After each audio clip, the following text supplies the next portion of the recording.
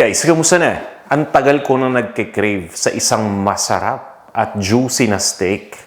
Kaya naisipan ko siguro panahon na para gumawa tayo ng video dito.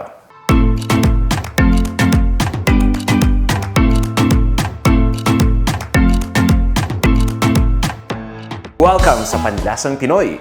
Gagawa tayo ng steak gamit ang stovetop at sasamahan pa natin yan ng homemade na mashed potato. Gagawa din tayo ng ating sariling gravy. Kaya kung ready na kayo guys, ito yung mga sangkap na kakailanganin natin. O tara na, umpisa na natin to. Meron ako ditong tinatawag na T-bone steak. Yan. Tatanggalin ko lang muna sa kanyang packaging. So makikita ninyo, no, sariwang-sariwa yan.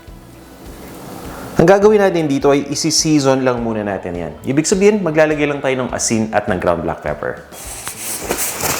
Unahin muna natin yung asin. Ang importante pagdating sa steak, na season dapat natin itong mabuti. At huwag kayong matakot sa dami ng asin ang ilalagay ninyo dahil sa kapal ng steak, usually sa hiwa nito, magugulat kayo na akala ninyo maalat na, pero hindi pa pala. Tapos maglalagay din tayo dyan ng ground black pepper. Pagdating sa ground black pepper, tama lang yung dami na nilalagay ko. More on salt ako pagdating sa steak. So same thing sa kabilang side. Pagkatapos yan, pabayaan lang muna natin na ma-absorb ng steak yung salt at yung ground black pepper. Gawin muna natin yung mashed potato at yung gravy. Tatabi ko lang muna to. So guys, pagdating naman sa mashed potato, meron ako ditong 1 pound ng potato. Binalatan ko na yan at kung mapapansin niyo, hiniwa ko pa sa kalahati. Basta importante, maliit lang na peraso, huwag nating lulutuin ng buo kung gusto ninyong mabilis. Magpapakulo lang muna tayo ng tubig. Yan, at habang nagpapakulo ng tubig, asinan lang natin yan. At nga pala, explain ko lang dun sa mga ngayon lang makakapanood kung bakit ko binababad yung patatas sa tubig kapag nabalatan na. Kasi piniprevent yan na maging kulay brown yung outer part ng patatas o yung oxidation. Yan, ilalagay ko na yung patatas dito. Dahan-dahan lang baka tumalsik yung mainit na tubig. Tapos, papakuluan ko lang to ng mga 15 minutes. Takpan lang muna natin at itutuloy ko lang ang pagpapakulo hanggang sa lumambot na ng tuluyan yung patatas. So guys, after 15 minutes, check na natin. Importante dito, bago natin i-off yung apoy, kuha natin yung tinidor, tusukin lang natin yung patatas. Yan, para malaman natin kung luto na ba. Malalaman na naman kapag natusok na ng ganyan, di ba? Ibig sabihin malambot yung pagkakatusok, walang effort yung pagtusok ninyo. Tanggalin lang natin yung patatas. Meron ako ditong colander na metal. I-drain na natin kagad, okay? So yan. Papabayaan ko muna yung patatas na ma-drain Gamit yung natitirang init, kumukuha ako ng butter. Nilalagay ko na kagad. Yan, pabayaan natin mag-melt yung butter dyan sa init na yan. At ilalagay ko na din yung mainit na patatas. So yan, mabilisan. So in short, mamimelt na yung butter dyan, di ba? Kukuha naman ako ng potato masher dahil imamash na natin tong patatas. Dudurugin lang natin yung patatas habang hinahalo dito yung butter. At meron din ako ditong evaporated milk. Pwede kayong gumamit dito ng fresh milk Paunti-unti lang yung paglagay ng gatas muna. Huwag niyong dadamihan. So yan guys, once na maging smooth na yung texture, okay na yan. Pero hindi pa tayo nagtatapos kasi titimplahan pa natin yan. Ground black pepper lang. Konting-konti at asin. Huwag masyadong marami yung tama lang. Baka umalat. So gusto ko lang ipakita sa inyo yung consistency natin. Tingnan yung consistency, di ba? So, yan yung gusto natin sa mashed potato. Okay? Yung smooth at creamy. And guys, believe it or not, tapos na tayo sa mashed potato. Yung gravy naman ang gagawin natin, tapos yung steak. Ganito lang talaga kadali ito. Ito yung gravy naman. Magme-melt lang tayo ng butter. And hiniwa ko rin yung butter into small pieces para mas mabilis mag-melt. At once na ready na yung butter, once na melted na, so dapat nakaluhit lang muna tayo para hindi siya masunog. Gagamit tayo dito ng more beef cube. Ito syempre yung magpapalasa dito sa ating gravy. Nasubukan nyo na ba yan? Yan. Ganyan ang kadali. Tapos, haluin lang natin yan. Yan. Matutunaw na yan ng kusa. At gamit ko pala tong aking red spatula. Naalala ko tuloy si Chico Garcia ng RX 93.1. Shoutout to you, Chico. Kamusta? And since shoutout na rin, I would like to greet yung pamangkin na halos namin siya, si Konsehal Neil Cruz ng Navotas. Neil, happy birthday. At eto naman, pampathicken ng gravy guys. All-purpose flour. So ang kailangan natin dito ay lutuin lang yung harina hanggang sa mas maging kulay brown pa. Maganda kasi dito sa gravy natin yung talagang brown na brown. So ang tanong dito, paano nyo malalaman kung okay na ba yung paghalo-halo natin? Well, ang isa sa mga senyales natin dito ay kapag naamoy nyo na yung medyo nutty na smell. Ibig sabihin nun, ilalagay ko na yung tubig. Yan, unti-unti lang muna. Baka kasi mabigla kayo, usok yan eh. Dadagdagan pa natin to ng tubig dahil ayaw natin ng sobrang lapot. Gusto natin yung tamang-tama lang. So, tatansyahin natin yung dami ng tubig, ah. Makikita ninyo yung dami ng tubig sa recipe, di ba? So, wag muna nating lahatin yan ng sabay-sabay, ah. Kalahati lang muna nun, tapos unti-unti lang hanggang sa makuha ninyo yung consistency na gusto. Kasi niluluto natin ito batay sa preference ninyo. At naglalagay lang ako dito ng ground black pepper. So, kung gusto niyo medyo fancy pa yung inyong gravy, pwede kayong magdagdag ng onion powder at ng garlic powder. Pero ito lang ginawa natin ngayon. Okay na to eh, sapat na. Total steak naman yung kakainin natin, di ba? So, magko-complement na yan. Itutuloy ko lang ang pagluto hanggang sa makuha ko na yung lapot na tamang-tama para sa akin. At yan, tingin ko okay na to. Pero para sigurado, well, kita nyo naman, di ba? Kulong-kulo na. So, kuha lang tayo ng kutsara para ipakita ko sa inyo yung consistency ng gravy. O, di ba? Mukhang tamang-tama na. Ngayon guys, titikman ko lang. Sakto. So, okay na to. Turn off ko na yung heat. At, tatabi ko muna. Yan. Ngayon, yung steak na yung lutuin natin.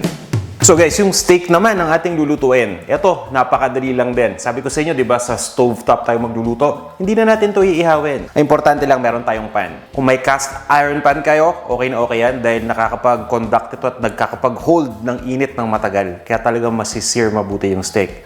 Kung regular pan, okay lang din. Pwedeng-pwede rin yan. So, pinainit ko na tong cast iron pan. Maglalagay lang ako ng mantika. Kasi na regular na cooking oil lang to, ha. At butter. Makakatulong yung butter, guys, para magpasarap sa steak. Okay? So, yan. Konting butter lang muna. Ayaw natin kasing masunog yung butter, no? Dahil mainit na mainit yung pan. Mamaya, ilalagay natin lahat. So, yan. Okay na yan. Idiretso na natin yung steak. Antayin lang natin, ha, na maluto yung steak. So, wag muna natin galawin. Siguro mga 4 minutes, pabayaan lang natin yan dyan. Tapos check natin mamaya. Ang gusto nating mangyari, mag-caramelize yung ilalim ng steak. So yun guys, sa kilagitnaan ng pagluto natin sa steak, pwede tayong maglagay ng herbs. Kagaya nito, meron akong natira sa fridge na rosemary para mas makatulong. Dahil may infuse yung butter natin at saka yung oil ng lasa ng rosemary. At meron din ako ditong thyme. Kung wala kayong rosemary or thyme, pwede kayong gumamit ng bawang. Kasi garlic, di ba, tatanggalin yung balat. Tapos nun, didikdikin lang natin yung bawang sandali. Pagkadikdik sa bawang, idiretso nyo na. Samahan nyo pa ng dahon ng laurel, no? Pwede rin yun. Pero huwag nating adobohin yan, ha? Pero seryoso, pwede yung ganong combination. Nasubukan ko na rin yun. Sabihan lang natin at ilalagay ko na yung natira pa na butter. Yan, pabayaan natin yung mag-melt. At habang niluluto, guys, ito yung gagawin ko. Wala ako ng mixture ng butter and oil. At yan, ilalagay ko lang dito sa ibabaw ng steak.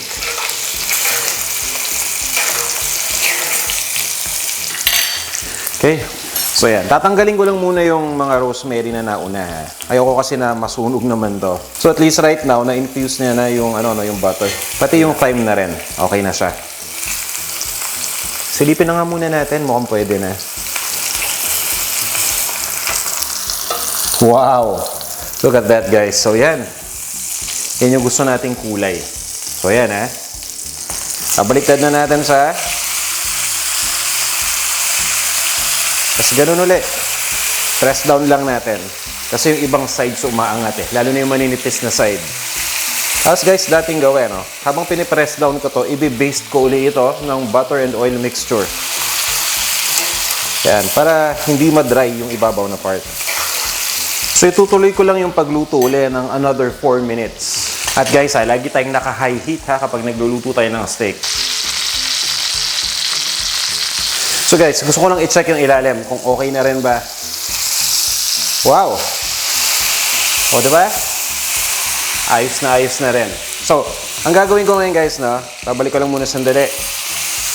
Tapos, ito-turn off ko na yung apoy. Ililipat ko lang tong steak dito sa malinis na plato kasi kailangan pa natin itong iparest. So, wag natin kainin agad, ha? Ipagre-rest pa natin ito ng mga 5 minutes at least. Para na sa ganon, mas maging moist siya, no? So, eto na yan. Once na ma-rest na yung steak, ipi-plate na natin ito. Isasama na natin yung ginawa nating mashed potato, yung ating gravy, pati na rin yung side dish. Nag-blanch lang ako ng broccoli at carrots. Tapos, iserve na natin to. So guys, ready na tong steak natin. Na-plate ko na. Tapos, nilagyan ko na ng mashed potato at ng side natin na blanched na broccoli at ng carrot. Okay ba? Comment naman kung nagustuhan niyo. Tapos, para makompleto, syempre, hindi mawawala yung gravy. So, ito na ang ating gravy. Ininit ko lang ulit para talagang okay na okay siya. Ayun o. Wow. Diretso na yan sa steak all throughout. Pahala na kayo kung gaano karaming gravy ang gusto nyo ilagay. Ganyan lang kadali yan. At ngayon, ready na tayo para i-serve ito. Ito na yung ating steak na niluto sa stovetop.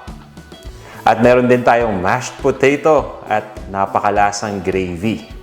Tara na. Kain na tayo.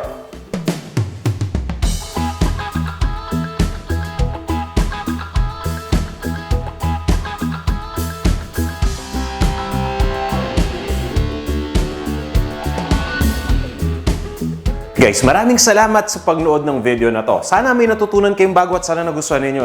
Kung meron kayong mga comment or feedback, pakilagay lang sa comment section. Recipe request, welcome na welcome. Mag-comment lang kayo o i-message nyo ako sa Instagram. At since i-message nyo din naman ako, mag-follow na rin kayo. Yan, maraming salamat ulit at magkita-kita tayo sa ating mga susunod pang video. Hanggang sa muli!